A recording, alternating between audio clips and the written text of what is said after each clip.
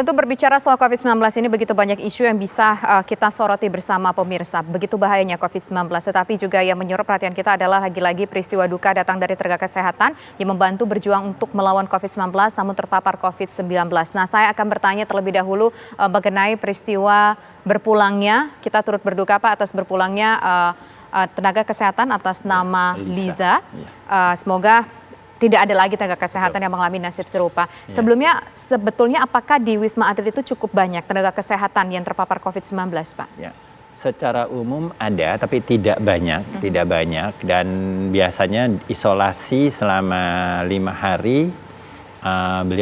Mereka lalu negatif, terus bisa isolasi lagi, terus bisa bekerja lagi sesuai dengan fungsinya dan tempat kerjanya. Nah, untuk Mbak Lisa ini sebetulnya bagus, dia kuat dan sampai waktu masuk tanggal 3 Juni itu masih kuat dan masih semangat. Cuma yang dirasakan adalah sesak lalu akhirnya kita sepakat untuk kita rawat di Wisma Atlet, terus bersama dengan dokter DPJP, dokter penanggung jawab.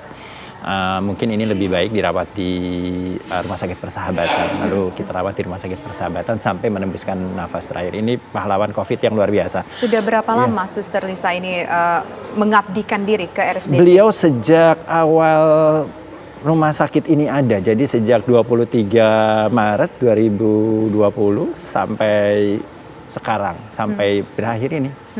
Jadi sudah 1 tahun dan sudah dapat penghargaan tenaga kesehatan yang bekerja 1 tahun sudah dapat. Sebelum membuka nafas terakhir mendapatkan dedikasinya penghargaan. Luar biasa. Ya. Apakah Suster Lisa ini memang base-nya berada di Jakarta atau mungkin ini adalah volunteer? Karena saya ingat dulu setahun yang lalu ketika RSDC dibuka, membuka volunteer, membuka kesempatan bagi mereka yang ingin menjadi relawan. Ya, jadi Suster Lisa ini adalah relawan dari Cilacap ya, dari daerah Cilacap. Mereka melakukan pendaftaran melalui Kementerian Kesehatan. Lalu mereka diterima sebagai relawan di Rumah Sakit Wisma Atlet. Lalu mereka bekerja sebagai perawat. Oke. Nah, kalau saat ini kondisi terakhir sendiri di RSDC seperti apa, Pak? Antrian pasien masih cukup banyak, Pak? Antrian cukup banyak, tetapi dengan adanya call center kita atur. Jadi mereka yang akan masuk ke Wisma Atlet dilaksanakan lapor dulu ke call center. Nanti dari call center itu diatur kapan dia diperkenankan untuk datang ke Wisma Atlet. Jadi nanti tidak nunggu lagi, tidak ngantri lagi. Begitu nanti diinfokan oleh call center, Bapak atau Ibu silahkan ke Wisma Atlet tanggal segini, jam segini. Nanti langsung ditangani. Jadi kita sudah kontak semuanya dengan UGD. Saat ini alhamdulillah tadi sih turun pasiennya 54, tapi 54 itu sedikit turun lagi kita. Kita sekarang pasien itu 6.659 sore ini. Bornya berapa, Pak? Bornya 83%. Jadi kalau kita mengambil parameter dari WHO, sudah melebihi. WHO itu cuma 60%, 60% kalau nggak salah. Jadi sebetulnya 60 itu nanti biar ada spare untuk mereka yang akan masuk selanjutnya. Jadi seperti itu. Baik, sekarang saya ingin ke Bu Tanti. Bu Tanti, kalau di Bekasi sendiri saya dengar juga bornya cukup tinggi. Nah, ketersediaan fasilitasnya sendiri seperti apa? Apakah cukup memadai, Bu Tanti? Ya, terima kasih dengan Mbak Tisa ya. Ya, Mbak Tisa, terima kasih. Barusan disampaikan bahwa untuk Kota Bekasi terkait dengan bor, ya, dengan bor atau kondisi rumah sakit yang ada. Sebetulnya Kota Bekasi ini mempunyai rumah sakit yang cukup banyak, Mbak. Ini ada sekitar 46 rumah sakit, tapi memang sudah ada yang tidak memberikan pelayanan. Sekitar 42-an yang aktif menerima rujukan pasien COVID.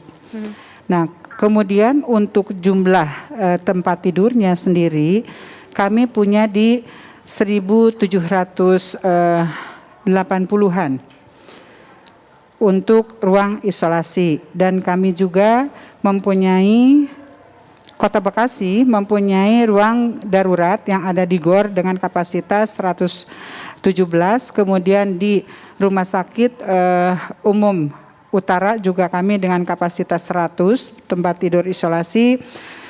Dan insya Allah pemerintah Kota Bekasi akan menambah kembali dengan bergandengan dengan Rumah Sakit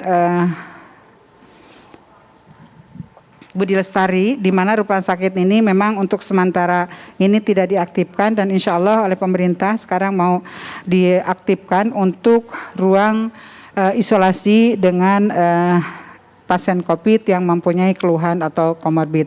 Memang bisa dilihat sekarang, mungkin tadi juga disampaikan bahwa saat ini sedang terjadi peningkatan kasus COVID yang tinggi ya, di mana perlu segera antisipasi terkait dengan kebutuhan-kebutuhan ruang isolasi yang diperlukan oleh para terkonfirmasi, Mbak. Nah, tapi ini tercukupi tidak Bu Tanti dengan kondisi seperti ini, dengan data yang Ibu sebutkan tadi, tercukupi tidak dengan kebutuhan di Bekasi sendiri, Bu Tanti?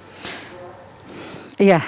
Untuk saat ini memang kita perlu memperluas kembali karena kita tahu di beberapa hampir di semua rumah sakit sudah penuh. Mungkin ini kita bisa lihat di dalam bor kami ya, sekarang mencapai 93, Mbak.